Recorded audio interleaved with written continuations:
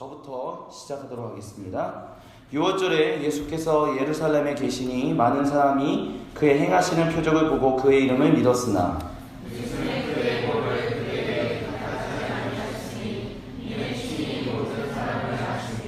또 사람에 대하여 누구의 증언도 받으실 필요가 없었으니 이는 그가 친히 사람의 속에 있는 것을 아셨음이니라.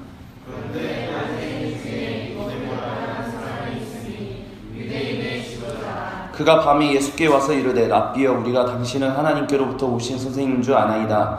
하나님이 함께 하시지 아니하시면 당신이 행하시는 이 표적을 아무도 할 수 없음이니이다.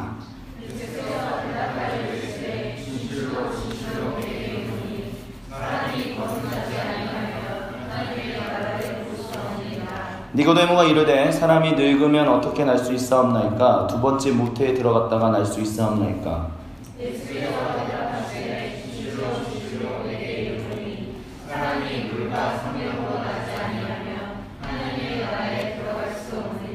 육으로 난 것은 육이요 영으로 난 것은 영이니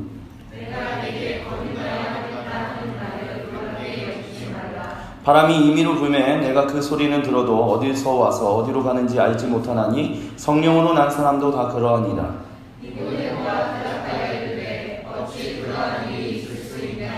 예수께서 그에게 대답하여 이르시되 너는 이스라엘의 선생으로서 이러한 것들을 알지 못하느냐?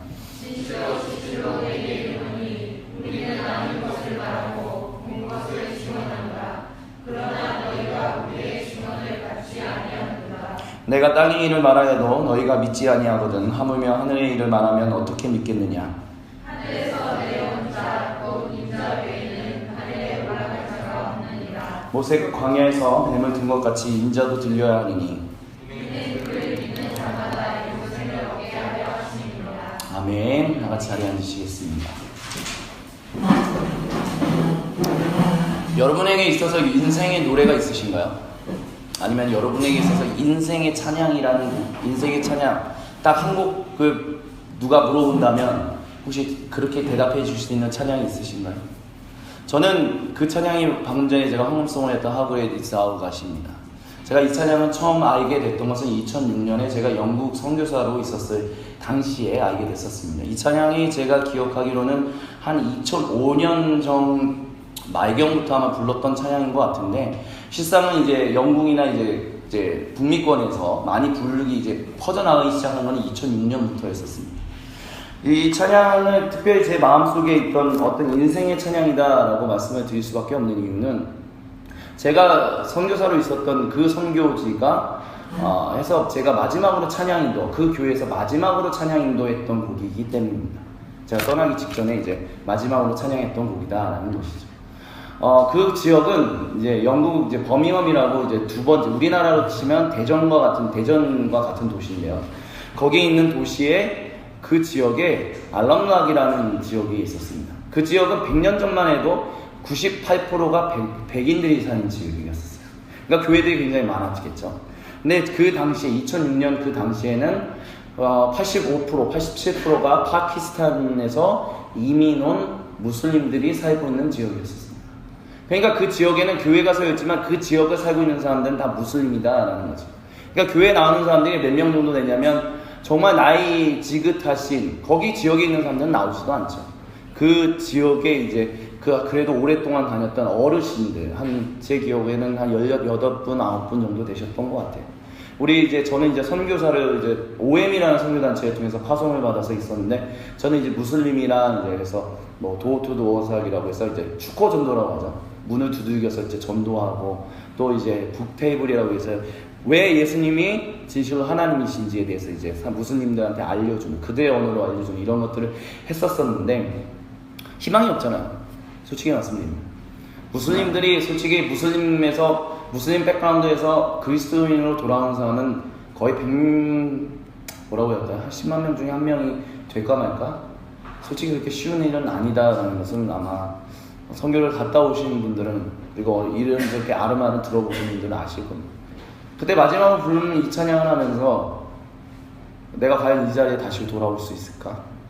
그리고 이 지역은 과연 어떻게 될까? 바라는데 아무것도 할 수 있는 게 없더라고요. 제가 할 수 있는 게 아무것도 없는 거예요. 떠나는 그 순간까지 내가 1년에 이제 커미트먼트라고 해가지고 1년에 이제 약속했던 시간이 끝나서 돌아오는데 뭔가 한 게 아무것도 없는 거예요. 복음 전도도 열심히 하고 나름대로 열심히 최선을 다했지만 누가 돌아오지도 않고 그 교회는 점점 작아지고 있고 이 어르신들이 다 돌아가시면 이 교회는 이제 문을 닫게 될 텐데 어떻게 될 것인가. 근데 이 찬양을 부르면서 하나님이 하실 수밖에 없군요. 사람이 힘으로 하는 것이 아니라 하나님의 힘으로 하는 것이군요 라는 생각을 하면서 그때 이제 그 이 찬양하면서 제 마음속에 들렸던 기도가 뭐였었냐면, 하나님, 이 지역을 제가 비록 떠나지만 하나님께서 이 지역을 책임져 주시고 이 교회를 책임져 주시길 간절히 소망하고 원합니다 라는 그런 기도를 드렸었어요. 그리고 지금도 이제 위대하신 주라라고 이제 번역돼서 우리가 보통 찬양을 하잖아요. 이 찬양을 부를 때마다 그때 생각이 납니다. 근데 이제는 그때 당시의 생각뿐만이 아니라 지금은 제가 사역했던 교회들이 계속해서 생각이 나요. 제가 처음 사역했던 본교에서 제가 사역을 처음 시작했거든요. 그리고 초록금토라고 5, 6학년 날, 그리고 춘천에서, 그리고 또 서울 은평구에서, 그리고 밴쿠버에서 사역했고 지금 여기죠. 지금 항상 기도하면서 항상 말씀을 준비하면서 또 이 찬양을 이제 생각할 때마다 그런 생각을 합니다. 하나님께서 우리를 돌아보아 주시옵소서. 제가 이제까지 지나왔던 것들 하나님께서 지켜보아 주시고 도와주시고 오늘 제가 주님의 이름으로 섬기게 된, 정말 그 크신 은혜로 섬기게 된 이 공동체가 주님 앞에서 제가 할 수 있는 건 참 작습니다. 제가 할 수 있는 게 참 많지 않습니다. 하나님, 하지만 제가 할 수 있는 건 단 한 가지, 기도하오니 하나님, 이 교회 공동체가 하나님 앞에서 하나님이 돌봐주시옵소서라고 계속 기도하고 있습니다. 그리고 아마 제가 이 교회를 떠나게 돼서 다른 곳으로 가게 되면 그곳에서 다시 이곳을 위해서 계속 기도하게 되겠죠. 이렇게 기도하게 되는 이유는 그렇게 삶을 돌아보기 때문에 그렇습니다. 하나님이 나의 인생을 이끄셨던 그 삶들 순간순간을 돌아봤을 때 하나도 은혜가 아니었던 것이 없다라는 것을 저는 믿음으로 고백할 수밖에 없습니다. 여러분은 어떠신가요? 여러분은 여러분의 삶의 순간순간이 정말 하나님께서 인도하셨던 그 순간이다라고 고백하실 수 있으신가요? 아니면 혹시 그렇게 얘기하기에는 너무 바빠서 그렇게 신경 쓰기엔 너무 힘들어요 라고 혹시 지금 현재 그렇게 생각하면서 살고 계시진 않으신지요? 지하철 시리즈를 마지막으로 마무리를 지으면서 사실 설교 제목을 브릿지라는 부분으로, 어르신 주보에는 이제 브릿지라는 부분으로 이제 했습니다. 그래서 이제 브릿지라는 건 뭐냐면 지하철 시리즈의 마지막과 앞으로 시작될 설교 시리즈의 연결점을 같이 연결하는 어떤 중간 간주 부분이다라고 말씀을 드리면 이해하기 좀 쉬울 것 같습니다. 지하철 시리즈를 왜 했나요, 저희가? 뭐 여러 가지 주제들에 대해서 얘기했습니다. 위로, 불평등, 아름다움, 시간관리, 안식, 또 뭐가 있었죠? 저도 기억이 안 나네요. 이런 것들을 우리가 했었는데 어떤 분은 저한테 그런 얘기, 우리 청년들 중에가 아니라 어떤 분은 이제 그런 얘기를 하시더라고요. 그런 설교를 한다고 하니까 뭐 그 주제가 거기서 나올 수 있는 거야? 뭐 이렇게 얘기하시는 분들도 있더라고요.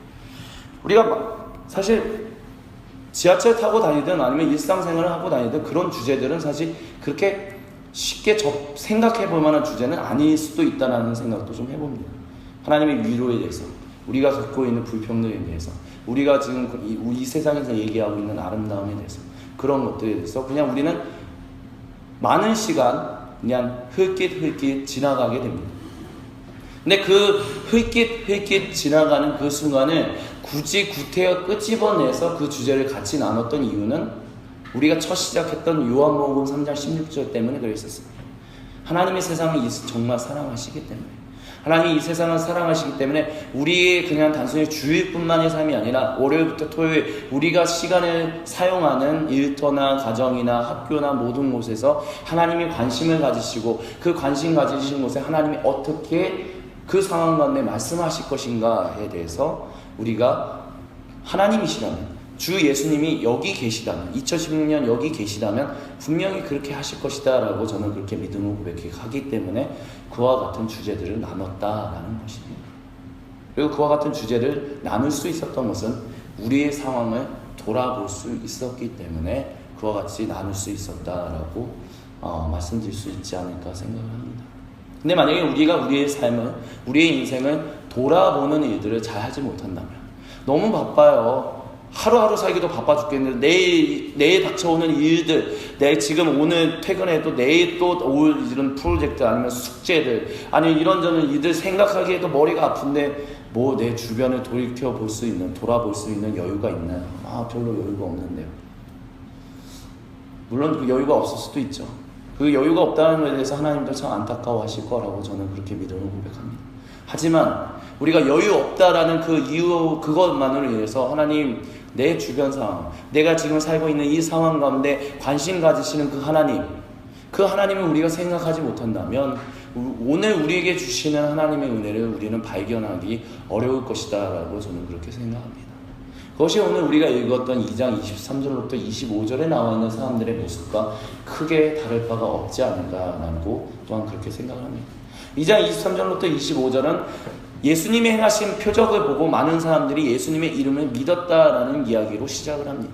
이름을 믿었다라는 것. 그러니까 그분을 신뢰했다라는 것이죠. 예수님이라는 사람을 신뢰했다는 것입니다. 무슨 일을 했기 때문에 많은 사람들이 예수님을 신뢰했습니까? 예수님이 행하신 일을 표적이다라고 사도 요한은 얘기합니다. 그 표적은 바로 하나님이 세상을 정말 사랑하사 우리를 구원하시기 위하여 아들 예수님을 보내셨다, 구세주로 보내셨다라는 것을 보여주는 것을 뜻하는 말입니다. 그와 같은 표적을 행했다라는 것이죠. 그래서 예루살렘 그 앞부분에 이제 성전을 깨끗하게 하신 어떤 성전의 청결 사건도 있었고, 아니면 예수님이 말씀을 증거하시는 일도 있었고, 예수님이 기적을 베푸시는 일들도 있었습니다. 그와 같은 예수님의 말씀과 예수님이 행동하시는 것을 통해서 진실로 하나님이 우리를 구원하시기 위하여 이 세상, 우리가 살고 있는 이 땅을 구원하시기 위해서 오시구나 라고 그들이 믿었다라는 것입니다. 근데 중요한 것은 예수님은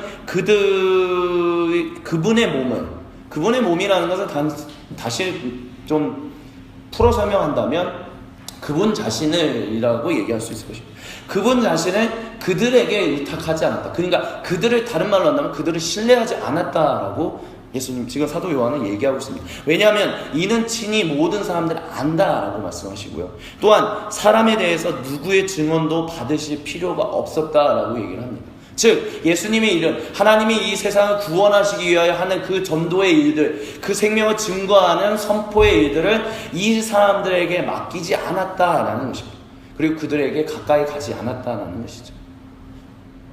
많은 사람들이 이렇게 호응하면 예수님이 하나님이 세상을 구원하시기 위하여 하시는 그 일들을 더 많은 사람들한테 증거할 수 있다라고 생각할 수도 있었을 텐데 예수님은 그렇게 하지 않으셨다라는 것입니다.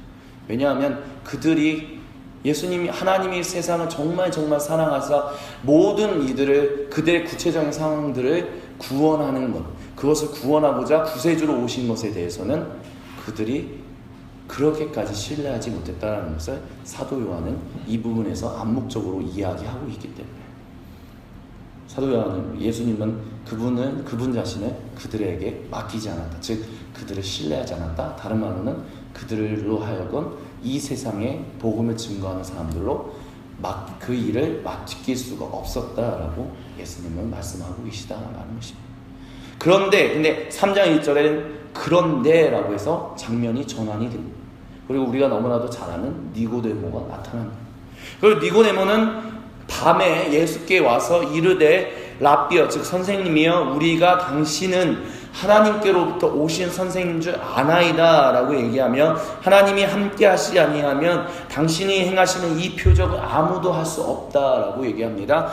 니고데모는 여기에서 우리가 알 수 있는 것은 무엇이냐면 예수님이 우리에게 구원을 베푸시기 위하여 오신 메시아, 구세주다라는 것을 어느 정도는 인정하고 있다는 것을 이 구절을 통해서 우리는 알 수 있어야만 합니다. 왜냐하면 물론 그가 표면적으로는 선생님이다 라고 얘기했습니다. 구세주여, 메시아여 라고 얘기하지 않고, 우리를 구원하시는 그리스도여, 주님이시여 라고 얘기하지 않고 선생님이다 라고 얘기는 했습니다. 왜 그렇게 했느냐? 이때부터 이미 성전 청결 때부터 예수님은 이미 그 유대인들 사이 가운데서 엄청난 이슈를 만드는 분이었습니다. 그렇기 때문에 니고데모가 누구였습니까? 유대인의 지도자였다는 거죠. 유대인의 지도자로서 막 문제들이 일어나고 막 어떤 논쟁들이, 예수님이 누구냐, 진짜 구세주냐 아니냐, 막 이런 논쟁들이 일어나는 그 상황 가운데서 니고데모가 정말 그런가 아닌가 마음속에 한편으로는 의심을 하실 수도 있다라고 저는 그렇게 생각합니다. 왜냐하면 유대인들의 지도자들 중에 많은 지도자들이 그 사람은 메시아가 아니야, 구세주가 아니다라고 얘기들을 했었기 때문에, 그러니까 주변 사람들의 의견을 기억하면서 분명히 저분이 행하는 이 말과 행동은 분명히 이 세상을 우리를 구원하기 위하여 이 땅에 오시는 하나님이 다시 돌아오게끔 하시는 그 메시아인데 왜 내 주변에 있는 사람들은 다 아니라고 얘기하죠? 그렇기 때문에 그는 긴가민가한 상태로서 예수님께 찾아가, 특별히 밤에 찾아가, 즉 다른 사람들의 시선을 피할 수 있고 다른 사람들로부터 이야기를 듣지 않아도 되는 조용한 밤을 선택해서 예수님께 갔다라는 것입니다. 그리고 그를 향하여 당신이 진실로 메시아임을 우리가 믿습니다 라고 고백했다라는 것이죠. 그와 같은 고백을 통해서 사도 요한은 앞절에 있었던 2장 23절부터 25절에 나오는 사람들과 이 니고데모를 비교하고 있습니다. 이 사람들은 믿을 수 없었던 사람들이었다라는 것이죠. 2장 23절부터 25절에 많은 사람들. 그런데 라고 하면서 이 니고데모는 이 사람들과 대비되는 사람으로서 나타나고 있다는 것입니다. 그리고 그와 같은 것을 아셨기 때문에 그의 마음 가운데 있는 것, 즉 무엇이냐, 우리를 진실로 구원하셔 오신 메시아가 정말로 필요하다라는 것을 그가 인식하고 있었던 사람이었기 때문에 예수님은 다른 얘기, 무슨 인사치레의 얘기들, 그런 덧치레의 얘기들을 하는 것이 아니라 다이렉트하게, 직설적으로 바로 진실로 내가 너한테 말하는데 사람이 거듭나지 않으면 하나님 나라를 들어갈 수 없다. 다른 말로 하나님 나라를 볼 수 없다라는 얘기를 했다라는 것입니다. 그리고 그와 같은 얘기들이 쭉 해서 연결해서 나아갑니다. 예수님께서 이와 같은 이야기들을 하신 것, 그리고 니고데모에게 이와 같은 이야기를 하신 이유는 단 하나입니다. 니고데모는 앞에 나온 사람들 같이 그런 사람들이 아닌 다른 사람이었기 때문에 이와 같은 이야기를 할 수 있었다는 것입니다. 즉 하나님의 나라에 들어가는 사람, 하나님의 나라 가운데 하나님 나라를 볼 수 있는 사람으로서 그가 가능성 있고 그에게 그와 같은 중심이 있다. 다른 말로는 준비가 되어 있다라고 예수님이 보았기 때문에 니고데모와는 하나님의 나라에 대해서 이야기를 주고받았다라는 것입니다. 그럼 니고데모가 도대체 가지고 있었던 삶의 자세라는 게 무엇이냐? 여기서 사도 요한이 얘기하고 있는 힌트,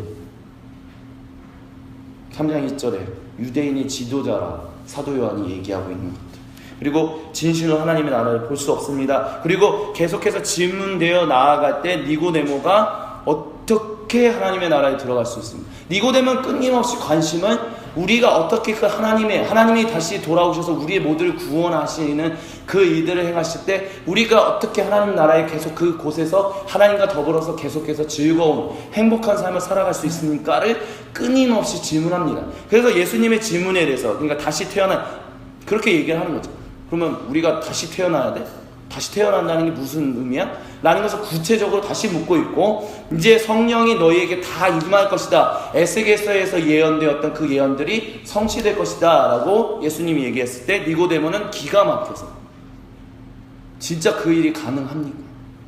정말 그 일이, 정말 수백 년 전에 예언되었던 그 일이 진짜 여기서 진짜 일어날 수 있으니까 난 도저히 못 믿겠다 라는 식으로, 비록 그는 좀 연약성들을 보이고 있지만 어찌됐든 그는 기본적으로 그와 같은 하나님의 나라에 대해서 관심을 보이고 있었다라는 것입니다. 그렇기 때문에 니고데모는 비록 예수님이 말씀하셨을 때는 약간 겉으로 봤을 때는 책망하는 것처럼 보이지만 그에게 하나님의 나라에 대해서, 하나님 나라의 그 백성으로서, 다른 말로 한다면 이 땅에서 하나님의 구원을 맛보면서 살아가는 것을 어떻게 할 수 있는지에 대해서 예수님은 계속해서 원 바이 원 레슨을 행하셨다라고 이야기할 수 있다라는 것입니다. 물론 니고데모가 그 이후에 그리스도인이 되는지 안 되는지는 사도 요한의 요한복음에서는 나타나지 않습니다. 근데 요한복음 한 7장 8장에 보면 니고데모가 나타나는 장면이 한 번 더 등장합니다. 그래서 유대인의 지도자들이 예수님이 한 병자를 치료하셨어요. 근데 안식일에 치료한 것 때문에 막 말들이 많아졌습니다. 그래서 이 안식일에 치료한 사람을 아니다, 그래서 어떻게 해야 할 것인가, 이 사람을 잡아 족쳐야 한다, 이런 얘기를 막 하는 거예요. 그때 니고데모가 등장합니다. 그러면서 니고데모가 하는 얘기가 뭐냐면, 아니 우리에게도 하나님이 주신 율법이라는 게 있는데 법대로 진행해야지, 한 사람에 대해서 법적으로 어떤 재판 절차도 없이 그 사람을 그냥 싸잡아가지고 족치는 게 어딨냐, 말도 안 된다, 그런 얘기를 합니다. 그때 니고데모의 동료 지도자들이 그렇게 얘기합니다. 너는 지금 누구 편이냐? 넌 지금 누구 편이야? 너 지금 우리 편이야? 아니면 저 나세렛 출신의 저 이상한 사람들 편이야? 네가 얘기하는 거는 저 나세렛 출신의 이상한 이단과 같은 사람의 편을 지금 들고 있는 거야 라는 얘기를 들으므로 니고데모는 이제 성경에서 사라지게 됩니다. 근데 니고데모의 그 모습을 비추어 봤을 때 적어도 한 가지 우리가 알 수 있는 것은 무엇이냐면, 니고데모가 시간이 흘러가고 비록 그가 예수님을 따라다니는 제자의 모습까지는 아니었지만 예수님이 행하셨던 일들에 대해서 계속해서 변호하고 있었던 모습은 우리가 미루어 짐작할 수 있다는 것은 알 수 있다는 것이죠. 그리고 이거는 이제 교회 전통에서 이제 역사 가운데서 나오는 얘기인데, 예수님이 부활하시고 난 다음에 니고데모는 궁극적으로는 예수님을 영접해서 그 예수님을 증거하는 사람으로서 유대인의 지도자의 위치를 버리고 예수님을 따르는 제자의 삶을 살아갔다라고 이야기를 합니다. 그러면 결국 두 사람을 이제 비교를 했습니다. 니고데모 그리고 어떤 그룹, 유대인의 어느 그룹. 유대인의 어느 그룹은 예수님을 믿을 수, 자신을 의탁할 수 없는 사람들이었고, 니고데모는 어느 정도는 예수님이 당신의 그 속 얘기를 정말 행하고자 하시는 그 이야기를 할 수 있었던 사람입니다. 그래서 그에게 3장 14절에 모세가 광야에서 뱀을 든 것 같이 인자도 들려야 한다, 십자가에서 죽어야 한다, 그래서 이를 그를 믿는 자마다 영원한 삶, 즉 이 땅에서 하나님과 함께 생명의 삶을 살아갈 수 있게 될 것이다 라는 그 이야기를 이미 했다라는 것을 사도 요한은 얘기하고 있습니다. 여러분, 마가복음에서는 예수님이 자기 자신이 잡혀 죽을 것에 대해서 나중에 한참 뒤에 가이사랴 빌립보라는 곳에서 하게 됐었습니다. 그리고 예수님이 마가복음에서는 예수님이 기적을 행하실 때마다 기적을 행한 사람들한테 아무한테도 아무 말도 하지 말라라고, 비밀을 지키라고 계속 얘기를 했었습니다. 즉 자신이 누구이신지를 드러내기를 원하시지 않았던 분입니다. 그리고 자신이 죽을 것이다 라는 것도 한참 뒤에 제자들에게 이야기했고 오직 제자들에게만 이야기를 하셨었습니다. 물론 그 뒤에 이제 예루살렘에 돌아오셨을 때는 내가 이제 회복할 것이다, 3일 만에 부활할 것이다 라는 자기에 대해서는 얘기하셨지만 드러내놓고 모든 것을 다 얘기하시진 않았다라는 거죠. 근데 이 니고데모에게는 이 부분을 정확하게 이야기를 하고 있습니다. 자기가 죽어야 한다. 그리고 그것이 이사야 53장에 나와 있는 그 고난받는 종의 예언을 성취하는 것이며, 그것이 성취되었을 때만 즉 너희에게 하나님이 다시 돌아와 너희에게 생명을, 너희와 함께 하나님이 주시는 그 귀한 것들을 누릴 수 있다, 평화와 안식과 생명을 누릴 수 있다라고 사도 요한은, 아니 예수님은 니고데모에게 미리 이야기를 했다라는 것입니다. 그리고 니고데모가 그렇게 들을 수 있었던 이유는 아까 전부터 계속 반복하는 것을 다시 한번 반복한다면 그가 들을 수 있었던 사람이기 때문에. 그렇다면 그가 어떻게 해서 들을 수 있었던 사람인가? 그는 적어도 하나님이 이 땅을 구원하신다라는 것에 대해서 관심을 가지고 있었고, 자신이 살고 있는 그 1세기의 상황을 돌아볼 수 있었던 사람이었기 때문에, 다른 말로 한다면 자신의 인생을 끊임없이 돌아보는 사람이었기 때문에 그와 같은 예수님의 말씀을 들을 수 있었고 응답할 수 있었고 반응할 수 있었다라는 것입니다. 그리고 이 이야기를 통해서 하나님이 결국 우리에게 주고자 하시는 궁극적인 메시지는 바로 이것입니다.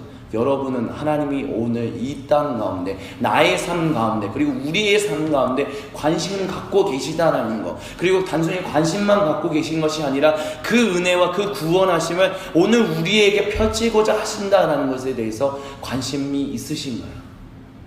그것을 보실 수 있는 눈을 가지고 계신가요? 그것을 볼 수 있는 마음의 여유를 가지고 계신가요? 하나님은 그것을 오늘 이 말씀을 통해서 오늘 우리에게 질문하고 계십니다. 만약에 우리가 너무 바빠요. 내가 삶 돌아보는 것도 너무 삶 돌아보는 게 내 인생의 의미는 무엇인지, 하나님이 이 세상에 관심 있는 건 무엇인지, 내가 어떻게 사는 거, 이런 게 중요해. 그냥 하루하루 사는 것도 바빠 죽겠는데 라고 우리가 그렇게 생각하면 산다면, 우리가 그냥 공부하는 거에 대해서 너무 바빠서 공부하는 것도 그 공부하는 거에만 너무 신경이 빠져 있다면, 우리가 일하는 거에만 너무 신경이 빠져서 오늘 오고 내일 오고 내일 모레 오는 계속해서 밀려 들어오는 그런 어떤 일과들에 대해서 그냥 초점만 맞추고 있다면, 우리는 하나님이 이 세상 가운데 나의 인생 가운데 찾아오셔서 나와 함께 하시고 그 삶을 구원하시고 생명을 주시고 함께 더불어 기쁨의 교제의 삶을 살아간다라는 것에 대해서 우리가 스스로 그것을 돌아보지 못하고 그것을 오히려 보지 못하는 일들이 일어날 수도 있지 않을까, 저는 그렇게 생각합니다. 우리가 우리의 인생을 돌아보지 못한다면, 우리가 내 인생뿐만 아니라 우리 삶의 우리 공동체, 그리고 우리가 속한 일터 어디든 간에 그곳을 돌보시는 하나님을 우리가 보지 못한다면, 그것을 돌아보지 못한다면, 우리는 하나님이 오늘 우리의 삶 가운데서 일으키고 계시는 그 구원의 일들을 보지 못할 수 있다라는 것입니다. 그리고 그것을 보지 못한다면 우리는 점점 하나님으로부터 멀어질 수밖에 없고, 하나님이 내 인생에 무슨 관심이 있어 라고 얘기할 수밖에 없습니다. 그러면 결국 한번 수렁이 생기면 그 수렁은 점점점 더 깊어질 수밖에 없습니다. 우리가 오늘 오전 예배 때 주의 말씀 의지하여 깊은 곳에 그물 던져 라고 찬양을 했었습니다. 믿음으로 그물을 던져 오늘 주께서 행하시는 것을 보기를 소망합니다 라고 우리가 찬양했습니다. 근데 진실로 우리가 지금 그렇게 살고 있냐라는 것입니다. 그렇게 살려면 그러면 어떻게 해야 하느냐? 우리 삶을 돌아볼 수 있어야 한다는 것이죠. 내 삶의 의미는 무엇인지, 하나님은 왜 계신 것인지, 나는 이 땅에서 나는 누구인지, 하나님은 도대체 왜 이 땅 가운데서 지금 이 순간에 나를 살게끔 하셨는지에 대한 기본적인 인간에 대한, 나의 자신에 대한, 우리 자신에 대한, 공동체에 대한 질문을, 세상에 대한 질문을 던지지 못한다면 하나님이 오늘 가운데 행하시는 일들을 우리는 보지도 못할 뿐더러 본다 할지라도 우리가 믿음을 던져서 그 깊은 곳에 그물을 던지는 이들은 못하게 될 것이다라는 얘기를 지금 말씀드리고 있는 것입니다. 그렇기 때문에 우리의 삶 가운데 그와 같은 안타까운 일들이 일어나지 않기 위해서 우리는 오늘 우리에게 행하시는 그 하나님의 이 이야기에 관심을 가져야만 합니다. 내가 누구인지, 그리고 지금 이 세상에서는 어떠한 일들이 벌어지고 있는지, 그 일들이 벌어지고 있는 가운데서 하나님은 어떠한 일을 행하고 계시며 그 행하고 계신 일에 나는 어떤 존재여서 하나님과 함께 더불어 살아가기를 원하시는지를 우리는 끊임없이 질문 던질 수 있어야 한다라는 것입니다. 이것은 단순히 내가 무엇을 더 많이 해야 돼, 무엇을 더 해야 돼, 이런 것이 아닌 내 자신에 대한 존재에 대한 질문을 해야 한다라는 것입니다. 그것을 하지 못하고 우리가 누구인지를 살피지 못한 상태에서 하는 모든 일들은 자칫 잘못하면 하나님이 원하시고 기뻐하시지 않는 일이 될 수도 있다는 것을 우리는 기억해야만 합니다. 내가 왜 옆에 사람을 섬겨야 하는지, 왜 내가 옆에 사람을 더 사랑으로 섬겨야 하고, 왜 하나님께 예배해야 하고, 우리가 함께 소그룹 나눔해야 하는지, 그냥 나눔 시간이니까 그냥 열심히 나누자, 예배 시간이니까 그냥 예배만 열심히 하자, 그렇다면 그것은 어떻게 보면 그냥 흘러가는 시간이 될 수 있다는 것이죠. 그것이 그냥 흘러가는 시간이 되지 않기 위해서는 끊임없이 우리 자신을 돌아볼 수 있는 일이 필요하다라는 것입니다. 그리고 그것과 연결해서 이제 말씀을 마무리 지으면서 다음 설교 시리즈와 연결되는 부분은 바로 여기에 있습니다. 나는 누구인지, 하나님이 나를 창조하신 목적은 무엇인지, 그리고 타락한 세상 가운데서 하나님은 나를 다시 어떻게 회복하셨고 어떤 존재로서 살아가기를 원하시는지에 대한 이야기들을 이제 6, 7, 8화 동안 이야기를 나누게 될 것입니다. 그리고 그 주제가 곧 수련의 주제하고도 연결될 것입니다. 그것이 오늘 주보에 나온 것처럼 소명이다라는 것입니다. 소명이라는 말은 부르심이다라고 할 수 있습니다. 그러니까 누가 불렀다는 거죠. 이 말 속에 있는 핵심은 나는 나 혼자 이 세상에 갑자기 뻥 하고 나타나는 것이 아니라 이 세상에서 나 혼자 어떻게 살아가고 내가 어떻게 인생을 핸들하고 그렇게 사는 존재가 아닌, 어떤 개별적 존재가 아닌, 하나님이 창조하시고 하나님이 관심 가지시고 하나님이 부르시는, 그래서 하나님이 생명을 주시는 인격적인 관계를 맺는 존재다라는 것이, 그것을, 그 의미를 내포하고 있습니다. 그래서 성경에 보면 하나님이 우리를 부르신 모습들이 나옵니다. 그 중에 대표적인 것들이 하나님의 자녀, 그리고 하나님의 성전, 그리고 왕같은 제사장, 그리고 신부라는 그 네 가지가 있습니다. 그리고 이 네 가지를 통해서 하나님이 전체 이 세상을 창조하시고 구속하시는 그 구원의 역사 가운데서 우리는 어떠한 존재로 창조됐고 타락했지만 예수님의 구원하심으로 다시 구원을 얻었고 이제는 어떠한 존재로서 살아갈 것인지, 주님 다시 오시니 그날까지 어떠한 존재로 살아갈 것인지에 대한 부분들을 다루게 될 것입니다. 말씀을 마무리 짓겠습니다. 얘기가 어려우셨나요? 아니면 너무 반복돼서 조금 지루하셨나요? 근데 반복되었던 부분들은 그만큼 중요한 부분이기 때문에 반복했다라고 이해해 주시면 감사하겠습니다. 그만큼 중요한 부분이기 때문에 내가 누구인지를 우리가 계속해서 관심 가져야지만 우리가 진실로 하나님과의 그 인격적인 관계를 끊지 않고 살아갈 수 있기 때문에 이 얘기를 반복했습니다. 또 하나님은 오늘 우리에게 다시 한번 질문하십니다. 너는 지금 있는 곳에, 그 있는 일들에 너무 매여 있지 말고, 거기에만 갇혀 있지 말고, 내가 너를 부른 그 목적이 무엇이니, 내가 부른 너가 누구인지를 살필 수 있어야 한다라고 하나님은 오늘 우리에게 말씀하십니다.